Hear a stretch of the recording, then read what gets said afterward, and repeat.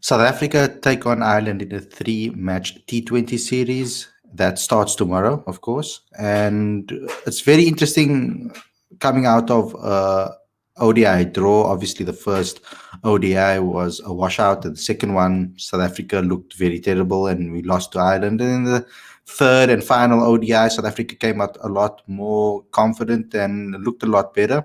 Still a lot of things to work on over there. Still a lot of uncertainties that I had around that game, as well as in the press conferences after the game.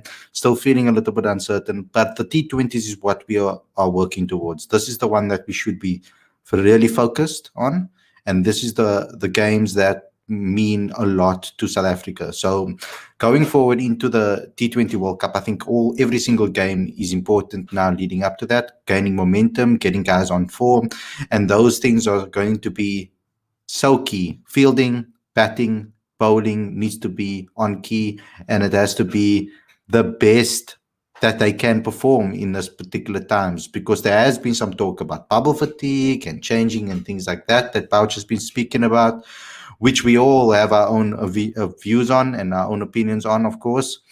We'll be speaking about all of that on today's show, of course. This is a preview for the entire T20 series. We'll talk a little bit about who we would like to see and how we would like to see the team line up and how the Proteas should approach this particular series. All of that we'll be talking on the show today. But if you are new to this channel and you haven't subscribed yet, there's a big red button at the bottom of the screen. So go ahead and subscribe right at the bottom. Click that notification bell as well for all future videos. Smash a like button as well. Every single time I've been asking for a certain amount of likes, we've been getting them. So today's goal is going to be 30 likes. Let's get some 30 likes on this particular videos and share this with all your friends and family. Let's get into this conversation. I'm really excited about this one. You're going to be seeing guys jump onto the streams as we are speaking here. So it's not going to be the same amount of people on screen all the time, but we'll see who comes on as the day goes by. So as the evening goes by. So let's get straight into the conversation.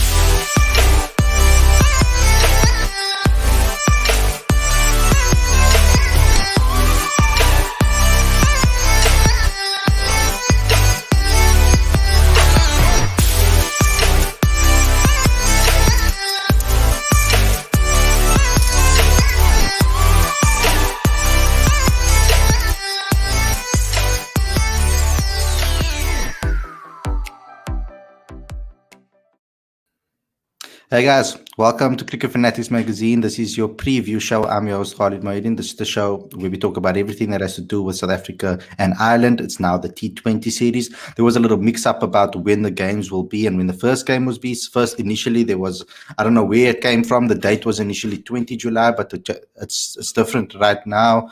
And it's the 19th, so tomorrow will be the first game between South Africa and Ireland. So let's get into this discussion. I'm very excited to hear what you guys have to say. I'm just going to apologize for the lighting. Of course, you can see it's really dark. I've been having some hectic electricity problems over here in Cape Town and Claremont area particularly. You can see my tweets and my Facebook posts if you want to see what's going down. I'm not going to be giving them too much slander on this particular show. But let's get straight into the conversation. I want to start with you, Aditya. Let's start with the team lineup, who you'd like to see play, because we've seen guys like Lazard get the chance in the ODIs, and ODIs are obviously different to T20s. A lot of people want to compare them and say there's a lot of similarities. I see them all three as different formats. It's ODI and T20. I prepare for it differently. I watch it differently. I enjoy it differently for different reasons as well. So let's just get into first and foremost about the teams and who you'd like to see play in this particular series, throughout the series. Who is your core group of players that you say, look here, this is the guys that I want to build a team around going into this particular series? Well, I'm going to go with what Enoch said in his press conference, which is that he wants to get his top order as stable and settled as possible. And given how close the T20 World Cup is, that's what I would try to do as well. So I would like to see South Africa play as close to their full strength squad as possible, and perhaps in their right positions as well. I no longer want to see Rassie batting at number 5. He should be batting at number 4, where he's been batting throughout his career. I'd also like to see, Temba open the batting with Quinny, since that seems to be the way that the team management wants to go, and Aiden at number 3. So that to me, from a batting point of view, I think that's the priority. And obviously, we want to see 5, 6, and 7 perform and really dominate proceedings. From a bowling point of view, I think there is a room for flexibility there, because you look at the workload that the bowlers have had to endure from the Test series in the West Indies to the T20s and the ODIs, and now this T20 series. And I feel like there is scope to rest bowlers there, because I think bowling is not the challenge. South Africa's frontline bowling attack is capable of doing well in the UAE, and KG and Anna have shown that in the IPL last year. But it's the batting that needs to really get stronger. And to me, this series is a test of South Africa's ability to bat well and in different conditions and different circumstances. Hello, hello. How's it, Aditya? Welcome. I mean, how's the diet? Welcome. Sorry about that. I just wanted to ask you as well to give your insight as well. I don't know how many other guys you've invited to the stream, but we'll see as the stream goes along. But Mpo, it's your turn now. I just want to hear what you have to say. There's going to be guys after Janneman's performance in the ODIs. They're going to be calling for his name as well in the T20s. What is your thoughts on the team? What sort of team are you looking to select, etc., going into this particular series? Look, I think for me the big issue is trying to figure out what happens in the top order, and also what happens at 5 and 6, and then what happens with your death bowler. Do you bring a specialist death bowler in like a Lazard Williams and say, Lazard, the death overs are yours with one of the other pacers? Which is, I wouldn't mind seeing that, a little bit of a rotation amongst the quicks, and maybe even seeing bringing the Andile Petlugwayo back in as a good death bowler.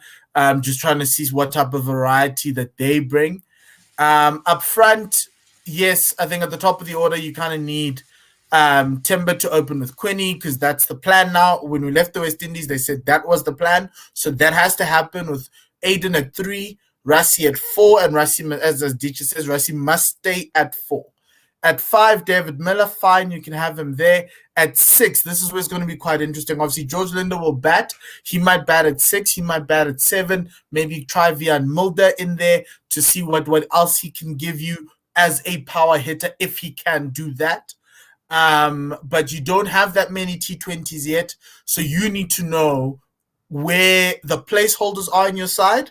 So for the guys who are going to be coming in, as we all are up in the air with a Faf, I know Dwayne's coming back, so Dwayne's going to probably be your number 6. So where the placeholders are, try new players. Where there are questions, try and continue what you were doing in the West Indies. So for instance, top order, continue what's going on there with the 1, 2, and 3. At the death, there's a bit of a question. There could be a placeholder spot for somebody. Give Lazard an opportunity. The other thing is I'd like the team to bat a little bit deeper, so maybe line the team with a bit of all-rounders. And Dile at 8 is not a bad prospect, even though he's off form, compared to having KG at 8. I understand KG hits the ball pretty hard, but so far that I'd be more comfortable KG batting at 9. But yeah, I'd like to see that. The conditions are different, so we might not see. I think we'll still see a George Linder, but I don't think we'll see a third spinner. So Bjorn Fortuin might not get a game in this series. But yeah, as Enoch said, we might see a few guys getting opportunities. So maybe even Heino Klaassen might get an opportunity. So don't be angry. And I don't know about Calvarena, but yeah, I think just be prepared to see Heino Klaassen pop in and out of the side like he did at the beginning, the first 2 T20s against the West Indies. There's been a lot of talk about Temba opening the batting, and he said actually in his press conference that he's looking to become Quinton de Kock's opening partner. Your thoughts on that particular thing, but that particular statement as well, because it looked like Enoch also was moving towards that thought process. Aditya, when you had the press conference today, it seemed like that, eh? Oh yeah, you can go first. You can go first. Yes, it did. it did seem like that was the thought process. Yeah. But then I also asked the question about the prospect of Faf returning Yeah. to the order, and there didn't seem to be a lot of clarity there. He said it was up to the selectors and Graham Smith to decide what was happening on that front. And they're probably having that conversation after the series. So, assuming if Faf comes back, then I suppose there's going to be a rethink or rejig in how that batting order is composed. So, Ba, your thoughts on that? Because now I just wanted Aditya to give you some insight into what happened at the press conference if you didn't get a chance to watch the video, because it's quite a long video. But also, I want to ask you about David Miller. You think that rest in the ODI is enough now? He comes back into the side and now he just builds momentum to the World Cup? Actually, okay, I'm going to start with your first question. You asked about Temba opening. So I think this is just me, but I think it's better to have a more aggressive player opening, because if we look at how England goes about, like with Roy and Butler or Roy and Bairstow, they're able to easily add 60+ runs in the power play. I think Bavuma's better off at number 3, mainly because I think I'd trust him to bat through, come in at first drop, maybe stabilize the innings.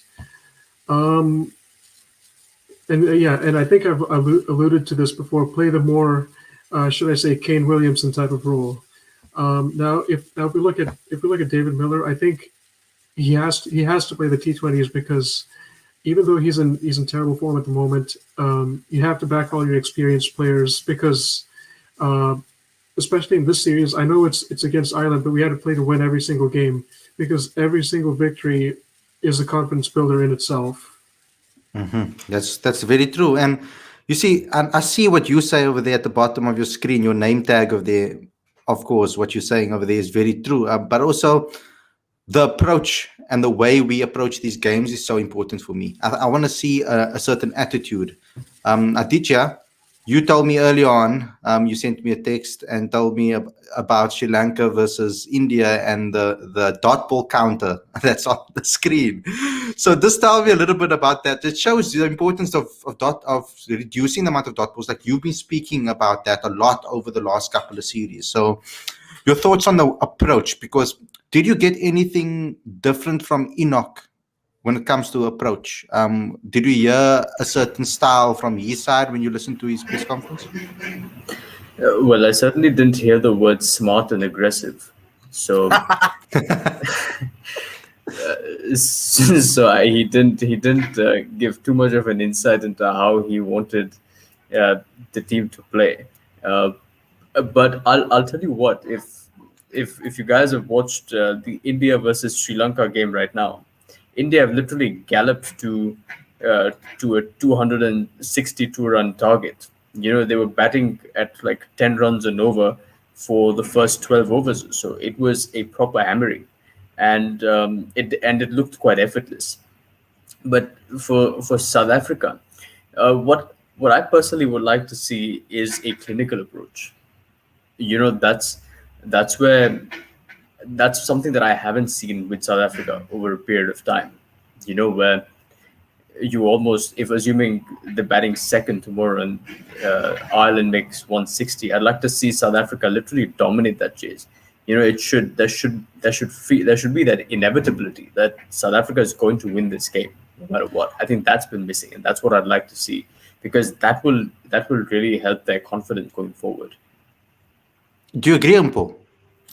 I do. That's what I'm asking for. You need consistent play. You need a way in which you need to learn how to win games, as I've always said. And if this team understands their roles and all the roles are clarified, you can chase 160 tomorrow in 16 overs if you're clever about it, especially with an informed Quinny, Aiden, who's also informed, and Rassi, who's looking very good. Even if Temba and David Miller are off form, you can still get there if the roles are clarified. And that's the only thing I'm asking for, is that the reason why we're seeing inconsistent performances is because guys don't understand their roles, or their roles change with every game. And that's where the issue is. Like, even in that second ODI against Ireland, you kind of felt at some point, in that second ODI, some guys were trying to preserve their wickets, while other guys were trying to push the push the run rate and try and try and rotate the strike. So those are the type of things that you want to see. If we're gonna play aggressive, we're gonna play smart cricket, it means that everybody understands their roles, and playing more gets you there. That West Indies tour kind of helped. But tomorrow I hope that it is quite a clinical performance. Normally with South Africa, the clinicality comes with the bowling. If the bowlers can reduce a team to a certain score, then the batsman can come in. But we can't have 20 over 160 games because that brings the opposition back in, when 160 is a score that in normal terms isn't defendable. And so if it's not defendable, you need to be able to put pressure onto the opposition. So that's something I'd like to see tomorrow from the batsman, actually. But depending on how the power play goes, because I think the power play is going to be quite tricky if it's overcast. So yeah. And sorry, just really quickly, today India has chased down 262 in 36 overs. With 80 balls to spare. So they've gone for a 36 over period at approximately 7 runs and over. And Ishan Kishan, who we've seen is an IPL regular, made his ODI debut today, starting with a 6 and 4. And he finished with 59 of 42 balls. He also made a 50 on T20 debut against England. So the point I want to make is that I want to see a certain sense of confidence from South Africa. Where we saw Yaneman the other day, who played brilliantly with his 177, but we also saw him being sort of circumspect. So we'd like to see, really free-flowing South African batting performance tomorrow. Yeah, I think it's about South Africa's approach. That's going to be important. The way we approach the game, the way we handle the pressure, the way we do the things that we can do to the best of our ability.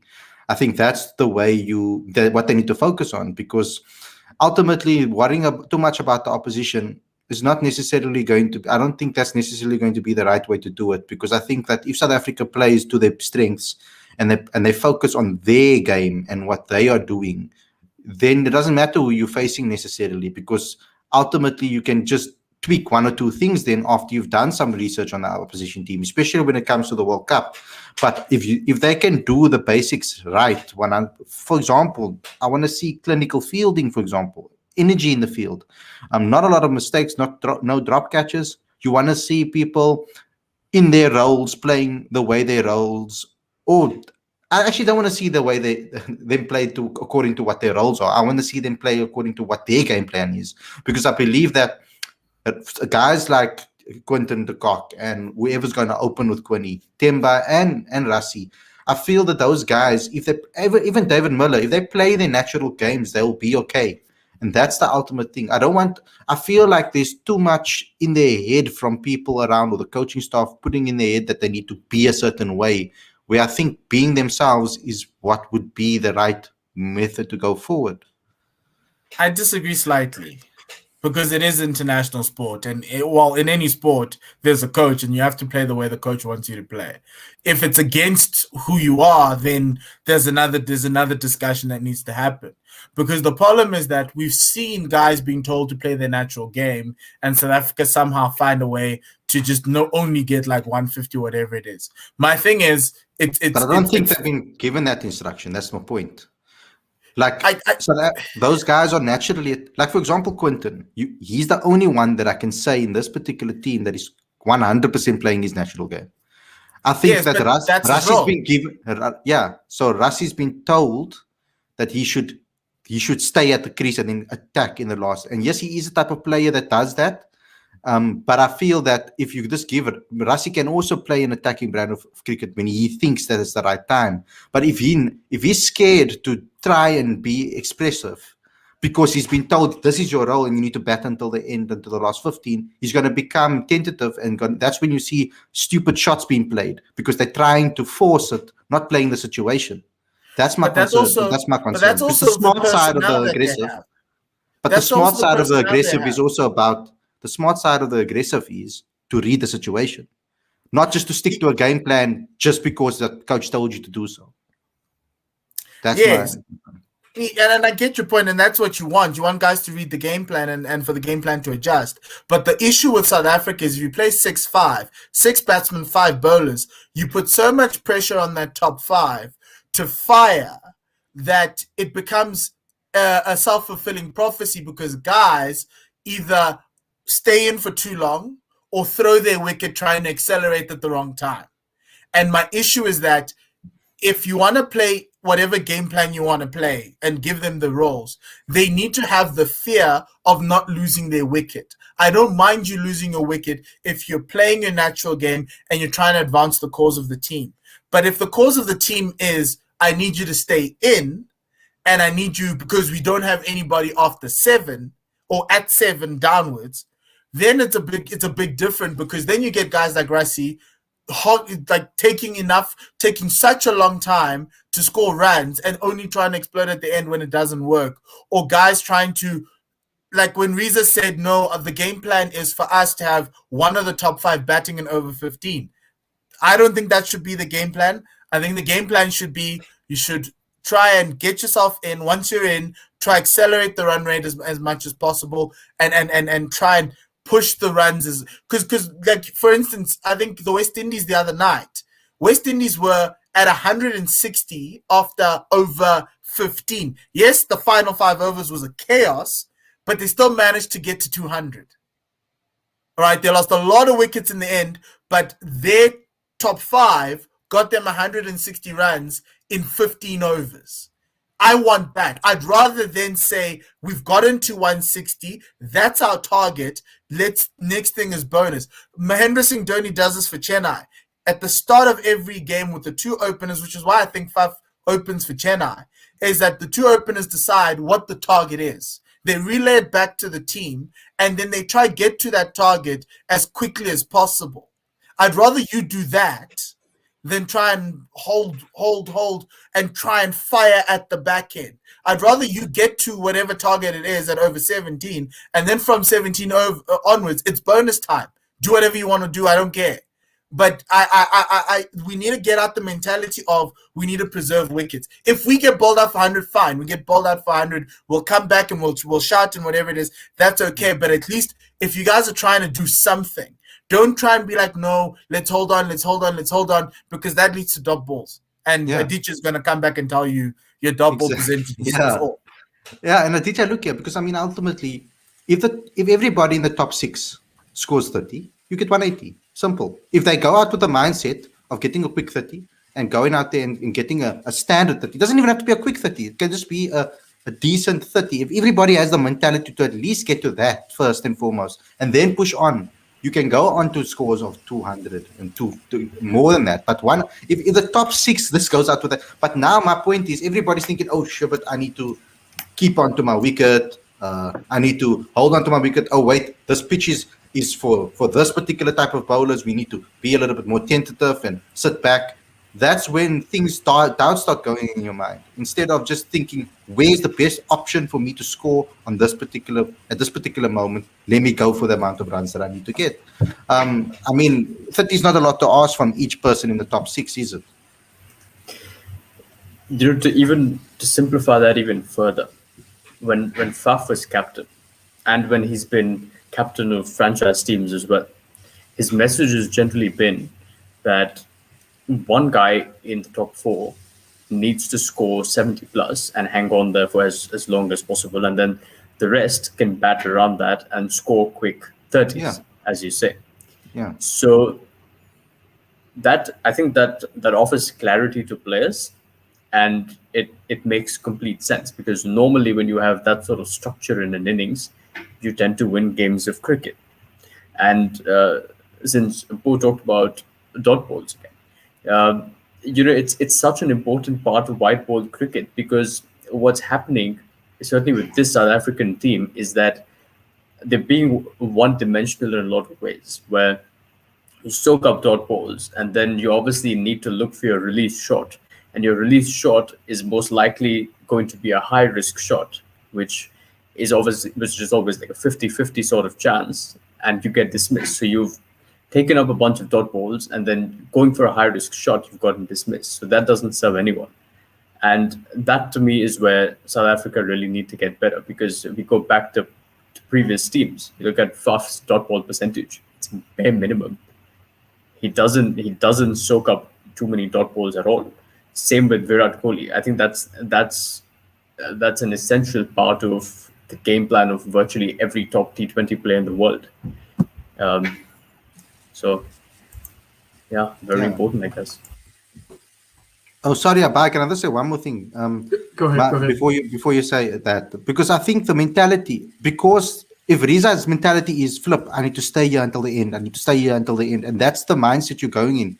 I feel like it's almost fear that you walk into the crease with almost a little bit of fear that you're going to, if I don't, I'm in trouble. Whereas if you just change that little bit of mindset, just to say, look here, let's just keep this board, maybe give themselves as an opening pair rather a goal to reach, and say we want to get this amount of runs in about 5 overs, or we want to get this amount of runs in this overs. Let's keep the board moving. Let's just focus on that scoreboard now. Let's keep it between the two of us, because then according to who's in form at that time, you can protect each other. That's why it's a partnership. You can protect each other from those things. And I think they need to think of these things as a partnership more. But sorry, Abhay. You can go. Right. So another thing I wanted to add is South Africa need to find a way how to finish innings to strong effect. Like if you have 140 on the board after 15 overs, 200 has to be in reach. I mean, it's not uncommon for teams to score 60 in the last 5 overs. In fact, it's not extremely difficult either. So I think that there's going to be plenty of pressure on guys like Miller and Linda. I saw in the comments further above, Dex was mentioning Colin Morikawa since I watched the golf, and I know this is a pretty some sort of different comparison, I guess. But during that final round, Morikawa brought out his best game in the key moments. So he made birdies on 7, 8, and 9, and that's what put him into the lead. And as a result, he had to play a pretty low-risk golf for the remaining of the round. So just like that, South Africa needs to find a way how to deal with pressure. I know it was a nice series when last time it was 3-2 against the West Indies, but at the same time, it was a bowling that was the out-of-jail ticket pretty much. So I think going forward, the batting, especially the middle order batting, has to perk up whenever the pressure is on. I know it sounds super cliche, but I think that's one of the biggest areas to improve. Who are some of the guys, based on some of the stats that you have checked, if you have checked out any stats, that we should need to be worried about a little bit? And when it comes to the bowling and the batting, I think for Ireland's batting, I would definitely have to say Paul Sterling and Kevin O'Brien. Paul Sterling, we all know he can get off to a flyer at the top of the order. And Kevin O'Brien's Kevin O'Brien. He has so much experience. We know what he's done in the World Cup on multiple occasions. And if we go to the bowling, I think Barry McCarthy is one to look out for. He's played lots of county cricket. Craig Young bowled pretty well in the ODIs. So those are the two pace bowlers whom I think we should be looking out for. I think spinners, Simi Singh is pretty good. So it should be an interesting challenge. Paul, I know that like the spinners, the island spinners are not maybe as good as in India spinners and the other guys, like maybe even, I don't know, but I wouldn't say England really, but more India spinners and Pakistan spinners maybe. But like, and even Bangladesh spinners, Sri Lanka as well, maybe you can put into that fold. But ultimately, I'm talking about India. But were you impressed with the way Yanaman Malan approached it? Because I've seen certain things in his game in that particular against Ireland. I know it's spin. I thought also that I know turn bothers him, but I think also the slow pace bothered him a lot, because even in South Africa, I saw certain things that he struggled against with regards to spin, with the slower deliveries. But do you think that there's been improvement? Because I think there is a slight improvement in the way he's approached it. He doesn't look as fearful. Yes, and I think part of the reason was that I think the time Ireland introduced their spinners, he was already into the game, right? He had momentum already, and he could go and figure out what he is. I think if you try and because what we've seen was if you open with spinners and very good spinners and the pace isn't on the ball for him, he may struggle and it's very muscly and he finds fielders. So I think I'm really happy with the way he's handled the spinners, especially in the middle overs. I think any team, if Yanaman's opening for South Africa, I'd throw in my leg spin actually to him to try and make it a little bit difficult for him. But there has been improvement. I don't know where he worked on his improvement, but you can see that there's a conscious effort. The thing about Yanaman that's very important in ODI cricket is that he places a high value on his wicket, especially in the first 10 overs. He's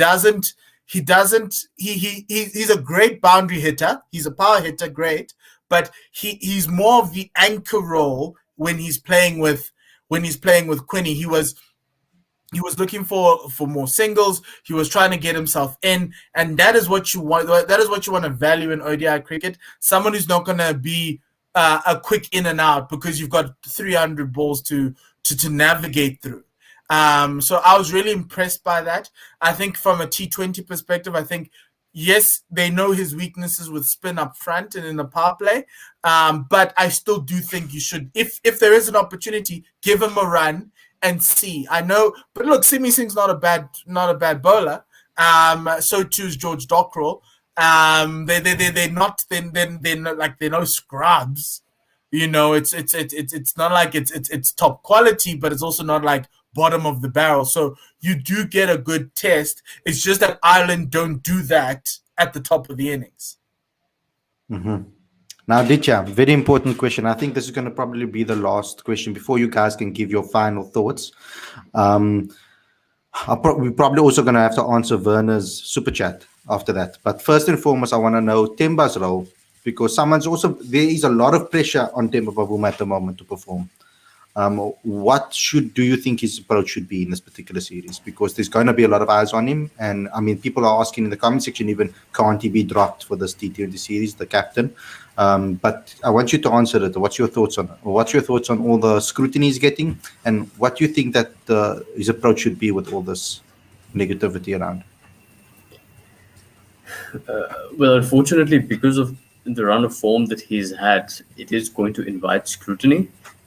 But to put it simply, his role has got to be that of the accumulator who strikes at 135.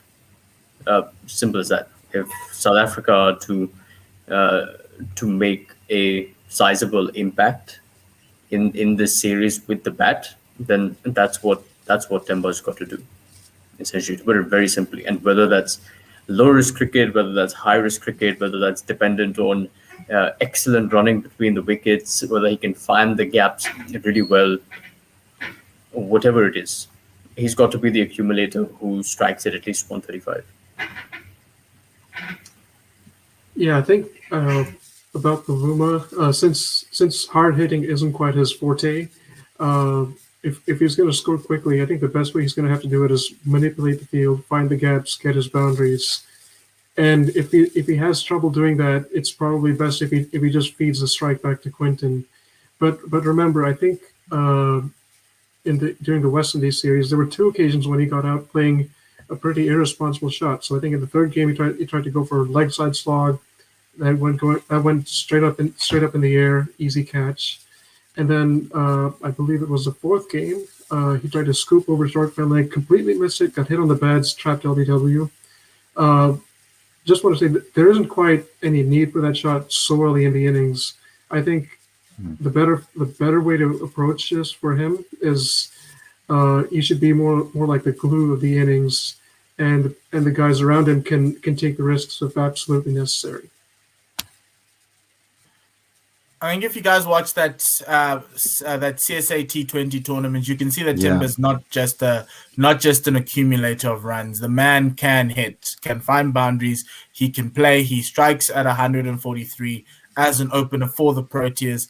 as well as in that CSA T20, he had the second highest strike rate after Rassie. And that was because Temba's, yes, as you guys say, is an accumulator, fine, but he found boundaries. He always found a way to find boundaries. It's not going to be Fabian Allen, it's not going to be Karen Pollard, but he knows how to find the boundaries. And the biggest problem with what was happening in the West Indies was that he found himself in a situation where he knew that batting in the power play was so important and putting runs up very early. And so he needed to accelerate the run rate because every time he came in, runs were very stagnant. And I think in that first T20, Rassie was batting so slowly that Temba felt he needed to be the aggressor. And the role that Temba needs to take is he can't take on other people's jobs for him. Yeah, but the problem is that he is forced to do so because if other people are struggling like they were, he has to then try and take on the mantle. And that's where the issue lies in Temba's situation. Whereas if Temba opened, it's a little bit easier with Quinny. Because then you know that you've got a guy like Quinny who does his job and he does it very well. And all Temba needs to do is find the gaps, rotate the strike, because that's what Temba's job is. Temba's job is to turn dots into ones into twos, and then find the boundary in the over, and you've got 6, 7, 8, or even 9 runs in over because you are rotating a lot. His dot ball percentage is very low in this team. He plays spin very well. His strike rate is still pretty high. Guys will come with his strike rate at number 3, whatever it is. He's only played whatever it is. That's fine. You can come at me. That's okay. I'll give you my address at the end of it all. But the key thing for Temba's role in this team is for him to be able to be the metronome. The tempo of the innings sits with him. If he's not there, or if he's not moving if he's not rotating the strike, we find ourselves in the realms of 168 because of what's going on. But Temba's window is very short. It's the first 10 overs. After that, there's nothing more that he can do. He can start power hitting, and if he finds the boundaries, that's great, that's cool, and that's fine. And to a certain extent, once he understands that his window is very short and getting the power play runs and getting South Africa that platform, then it's a little bit easier and it works. And he did that so well for the Lions, even though the Lions, because remember the Lions, Ryan Rickleton kept on going out in the first over. And Temba would come in with Riza.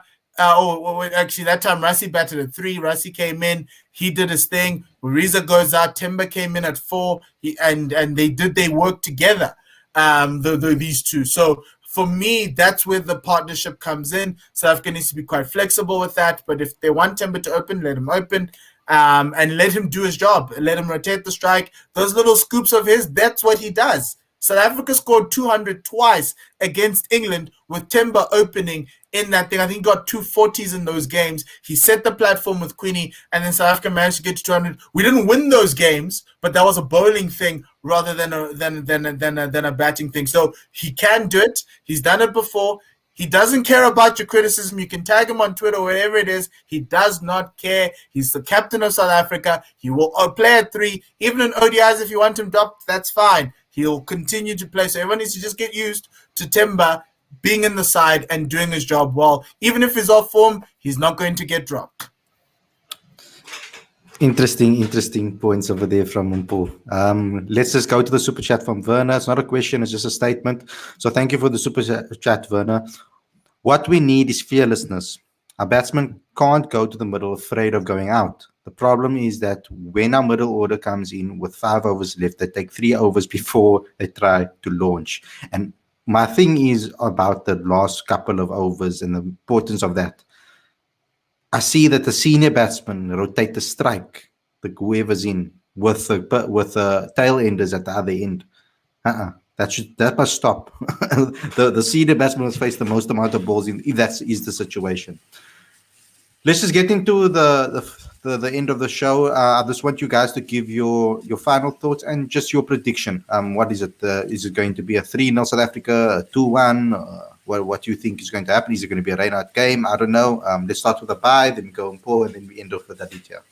All right, I'm going to kick off with my predicted score. I'm going to say the South Africans are going to win this 2-1, just because I think I'm going to give some of the benefit of the doubt to Ireland because I think they have improved as a T20 team over the years, and they definitely have the potential to win a game in this series. if I were to just talk about game one, I think the Proteas have to play all their first choices, so that applies for both batting and bowling. And one last thing I want to add, this one's about David Miller. I know he's out of form, but much earlier in his career, he was more of a hit from ball one guy. But I think around when he started playing for the Knights, he was batting, I think, number 4 there. So he kind of had to change his approach. Took a few extra balls to get in, and then started to hit. So I think it's time for him to like make up his mind. He has to be the reliable hit from ball one batsman going forward, because I think the late impetus is going to be a big issue heading into the big tournament, and that needs to be figured out well in advance. I agree with you. I missed the Knights' David Miller. The man was averaging 60 in first-class cricket. I'm surprised he never got a test call-up after those 2 seasons, because he was incredible in Bloemfontein. Yes, he's batting on a pancake, but that's what it is. Look, there's no reason why South Africa can't win 3-0. Actually, we're speaking about clinicality. That's something that you want. You want a team to be dominant, to bully someone else into submission. And what the ODI series has shown, and I'm hoping they still hurt, because you should be playing with a chip on your shoulder. And that chip on your shoulder should be, we should never allow what happened last week, Tuesday or Wednesday, should it ever happen again. Because even if we lose a T20 match to Ireland, we can't come back and say, yes, they're a good side, that's fine, but you should be better, regardless of which 11 you're picking out of the guys who are on tour. So for me, there's no reason why they shouldn't win 3-0. And I hope they do win 3-0. So I'll put my prediction at 3-0, because what you want to see is consistent T20 cricket. They were going up and down in the West Indies. They were reliant on their bowlers and some individual performances. Now we need a team performance. We need a standout performance. We need to find a way to sort out 5 and 6 and maybe give David Miller an opportunity, or get him out and find somebody else. If not, give other people an opportunity, and that's what I want to see. Vian Mulder coming into the side, maybe at 6 as the 6th bowler, having George Linder play bowl his 4, Tabrez doing his thing, and maybe even give a Lazard Williams an opportunity. Lazard can hit well. Lower down the order, he can actually bat at 8. So there's some things that you can try and give other people opportunities and still win, because the culture that you create, supposedly that bonfire they had in Pretoria, that created the culture, that started all of this thing, that clinical test series win, and then, yes, a good T20 series win against the West Indies, even though it was up and down. I don't want to see another 160 game. I'm sorry. I do not. You need to push it up. You need to try and try and assert pressure on the opposition with the bat.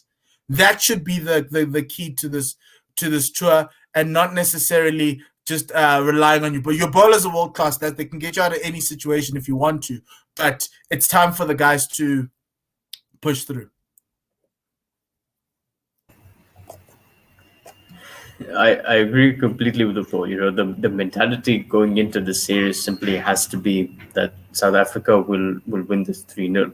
Absolutely. And no more 160s and 165. Absolutely not. I think the minimum score that they should be chasing should be like 195. And this is exactly the sort of series that South Africa need to really build their confidence ahead of Sri Lanka and ultimately the World Cup. But my prediction for the series would be 3-0 as well. And I say good luck to Ireland. I'd like to see them do well too. But I feel like this is the impetus that South Africa need to prepare for their World Cup campaign. And they're going to win it 3-0. Yeah, one more thing I wanted to add. So a couple of months ago, before the tournament starts, so the focus should also be locking up the squad. You shouldn't be trying and testing newcomers at this late stage, because it's really too small a sample size. Plus, it kind of shows like indecision. So even if Miller gets switched out, I'm not going to say dropped, because I think dropped and switched out are two completely different things. Just make sure all the first choicers get the game time they need, because I think South Africa would do with a great confidence builder. Cool. So, guys, thanks a lot for tuning in. I see you guys are supporting us very well. So, smash 30 likes on this video. I want to see that at the end of the stream. Because every single time I've been asking for it, you guys have been doing it for us. So thanks a lot for that. So let's get 30 on this particular stream. If more, then better. That's great for us. Don't forget to subscribe to the channel. Obviously, click that notification bell for all future videos. You know that subscribing will already get us to push forward and grow as a channel, and obviously get more guests on the show, etc. Share this, whether it's on WhatsApp, whether it's on Facebook, whether it's on YouTube, wherever you want to share it, on all social media platforms. So share it with all your friends and family. Get South African fans back onto the streams and more guys on the show. Thanks a lot, Aditya. Thanks a lot, Mpo. And thanks a lot, Abai, for coming on the show. Don't forget to download the latest issue of the magazine. It's Cricket Fanatics magazine, has its own monthly magazine. It's 100% free. So just go ahead and check in the description below. The link is also on the screen right now, so you guys can just check it out and try to remember it. It's cricketfanaticsmag.com/monthly-magazine. So just go ahead and go download that. Excellent insight on the game of cricket in South Africa. It's all themed issues, and every single issue is free, dating back. So you have everything available to you as soon as you become a subscriber. So thanks a lot for tuning in. We'll see you guys again tomorrow with another video, review after the show, most likely. If it doesn't end too late, then we'll do so. Otherwise, you'll see a little review the next morning, but most likely that. Look at cricketfanaticsmag.com for all updates. We'll be doing reports, etc. I'll be talking to the guys over here to see who would like to do one, who would not like to do one, who's available, who's not. But you'll see those reports on cricketfanaticsmag.com. Thanks a lot for watching, and we'll see you guys again tomorrow for more content. Take care and have an amazing week. Peace.